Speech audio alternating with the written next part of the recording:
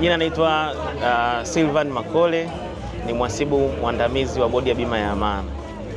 Bodi ya Bima ya Amana ni nini? Bodi ya Bima ya Amana ni taasisi ya umma iliyoanzishwa kwa mujibu wa sheria ya mabenki na taasisi za fedha ambayo ilianza kufanya kazi mwaka 1994.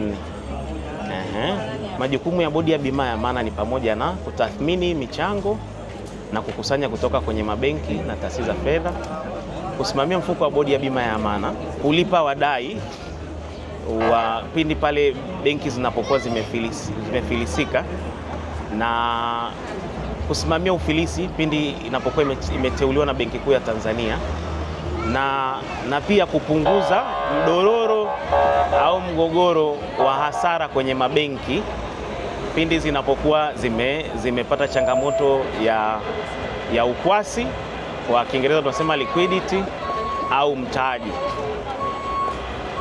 Wanachama wa Bodi ya Bima ya Amana upo hivi, ni kwamba unapokuwa tu tayari mteja wa benki tayari ni mwanachama wa Bodi ya Bima ya Amana. Unapokuwa mteja wa Bodi ya Bima ya Amana una uhakika fedha zako zinakuwa salama, sababu taasisi hii inakukinga wewe mteja wa benki, inapotokea benki yako imefilisika au kupata changamoto yoyote, fedha zinatolewa kwenye mfuko huu ambao mabenki yanachangia kila mwaka, na wewe mteja kuweza kurejeshewa fedha zako. Kwa sasa kiwango cha juu cha fidia ni mpaka milioni 7.5 milioni. Kiwango cha fidia kimekuwa kikipanda kadri mfuko wa Bodi ya Bima ya Amana unavyokuwa ukiongezeka. Mwaka 94 wakati tunaanza, kiwango cha juu cha fidia kilikuwa 2.5 milioni. Baadaye baada mfuko kukua mwaka 2003 kiwango cha juu cha fidia kikawa 500,000, na mwaka 2010 kiwango cha fidia kilipanda mpaka 1.5 milioni, na mwaka 2023 kiwango cha juu cha fidia kilipanda kikawa 7.5 milioni. Anayepandisha hiki kiwango cha fidia ni tunawasilisha kwa Wizara ya Fedha na Bunge linapitisha. Kwa hiyo na maana tunakusanya michango kutoka kwenye mabenki, tunafanya uwekezaji. Kufanya huku uwekezaji kunafanya ule mfuko unakuwa, na unapokuwa tunaongeza hicho kiwango cha fidia. Kwa leo hii, kwa kiwango cha fidia ambacho kipo ni kwamba benki yoyote itakapofilisika kwa bahati mbaya, kwa sababu Benki Kuu inazisimamia hizi benki zijiendeshe kwa faida, mwenye shilingi moja mpaka milioni 7.5 unapata 100%. Lakini mwenye zaidi ya milioni 7.5 tuna jukumu la pili, kama tukiteuliwa na ufilisi, kama nilivyosema hapo awali kwamba tunaenda kufilisi hizi benki. Kufilisi hizi benki unahakikisha wale wateja waliokopa wanarejesha fedha zao, fedha zote walizokopa, na pia kuuza mali za ile benki kwa njia ya mnada, na pia kama ile benki ilikuwa pia ina fedha kwenye mabenki mengine pia zinakusanywa, kinachopatikana pale kinawarejeshea wale wateja wenye zaidi ya kila kiwango cha fidia, ambao kwa sasa ni milioni 7.5 pamoja na wadai wengineo. Kwenye jukumu la ufilisi, nimeshaelezea kidogo, tunavyoteuliwa kama wafilisi wa mabenki, lengo letu ni kuhakikisha kwamba tunakusanya kila kinachoweza kukusanywa cha ile benki ili kuwarejeshea wananchi fedha zao pamoja na wadai wengine. Wadai wa ufilisi ni pamoja na wateja wenye kiwango cha juu cha fidia, kodi za serikali, wafanyakazi wa ile benki ambayo walikuwa wanafanya kazi kwenye ile benki, wazabuni wale waliokuwa wanatoa huduma mbalimbali kwenye ile benki, na pia mabenki kama ile benki itakuwa imekopa kwenye benki zinginezo, na mtu wa mwisho kabisa anakuwa ni mwanahisa. Kwa ulipaji wa haya makundi niliyoyataja yanategemea upatikanaji wa fedha yanayotokana na ufilisi.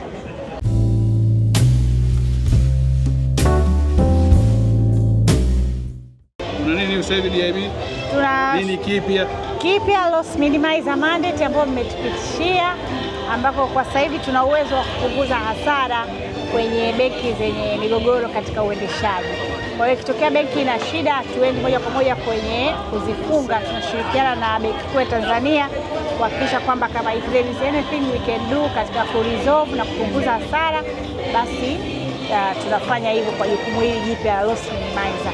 Benki ambazo zimeshindwa mpaka sasa hivi, nakumbuka tulikuwa na benki ya FBME nahangaika nayo kidogo, na Cyprus.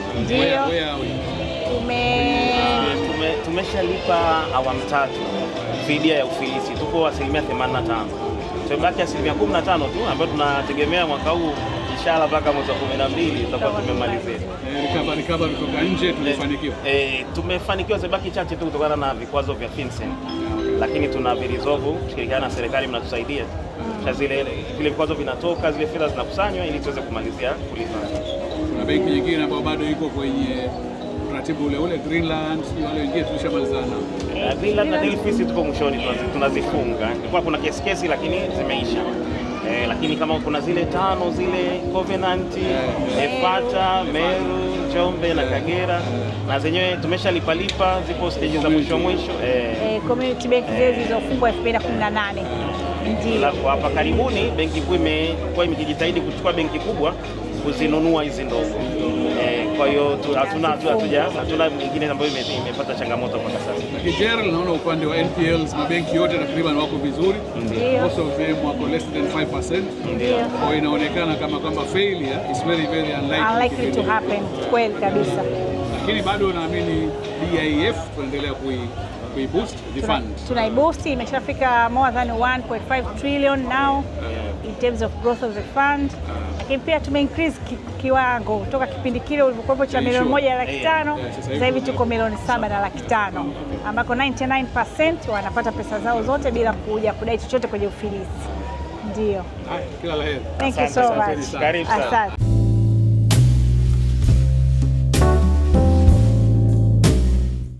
Afrigreen Equipment Company Limited, mshirika wako wa kuaminika katika kuboresha ufugaji na kilimo Tanzania.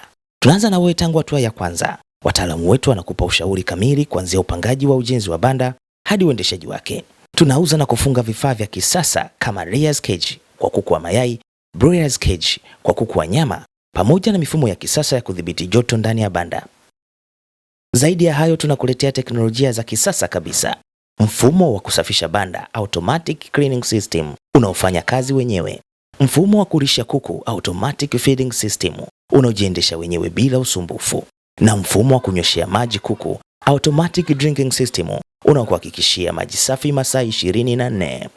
Mifumo yote hii inakuhakikishia kuku wako watapata mazingira bora siku zote, na wewe mfugaji unapunguza gharama za wafanyakazi. Pia tunatoa kuku wa mayai waliokusha anza kutaga kwa bei rafiki, vyakula bora, virutubisho, na tunakuunganisha na mtandao wa wafugaji, wataalamu na soko la uhakika la mazao yako. Kwa sasa tunapatikana Sabasaba hapa Kilwa Road, Temeke, Dar es Salaam.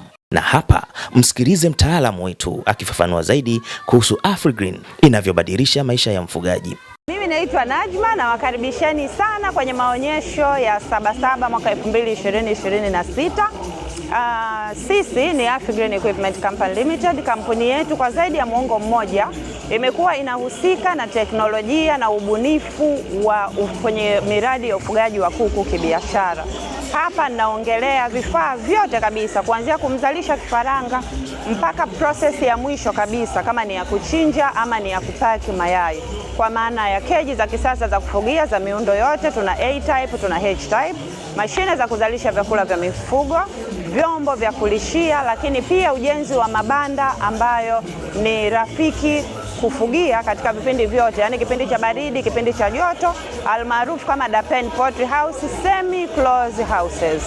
Na kwa mwaka huu hapa tumewaweka wataalamu wetu hapa, tumeweka meza ya majadiliano hapa kwa wale ambao huwa mnashindwa kufika ofisini kwetu, labda mnatoka mikoani, mko mbali na kadhalika na sababu za kimajukumu, tuko hapa full, tumekamilika kwa ajili ya kukupokea, kukushauri na hopefully kuanza na wewe mradi wa ufugaji wa kuku kibiashara ama kuboresha mradi ambao tayari unao lakini unalegalega, kwa sababu sisi ni wataalamu wa miradi ya ufugaji wa kuku kibiashara. Afrigreen imekuwa maarufu zaidi kwenye teknolojia za ufugaji wa kuku kibiashara, lakini kumbuka, ukiuangalia ufugaji wa kuku kuna miradi mingine inayoambatana na ufugaji wa kuku. Kwa mfano, miradi ya uzalishaji wa vyakula vya mifugo, yani animal feed. Sisi Afrigreen tuna supply mashine kwa level zote, kutokea mashine ndogo mpaka viwanda vikubwa kabisa.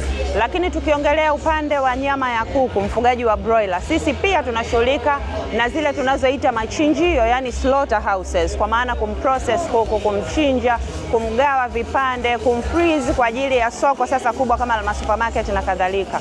Lakini pia mfano kwenye ufugaji wa kuku wa mayai kuna vifungashio, tray za mayai.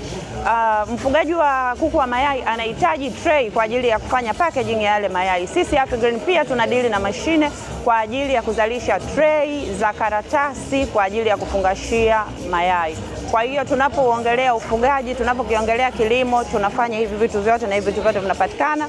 Lakini usisahau mashine za kuzalishia unga, yani combined maize mill. Kwa wale sasa ambao wanataka kuwekeza katika upande wa uzalishaji wa unga, sisi tunafunga mashine katika level zote, kuanzia mashine ndogo ndogo za kuzalisha labda tani 1 kwa saa mpaka viwanda vya kuzalisha hata tani 600 kwa siku. Kwa hiyo ukiongelea kuwekeza kwenye ufugaji wa kuku, ukiongelea kuwekeza kwenye miradi ya kilimo, yani kuliongeza thamani zao la shambani, sisi ndio chaguo lako sahihi, yani one stop center. Karibuni sana.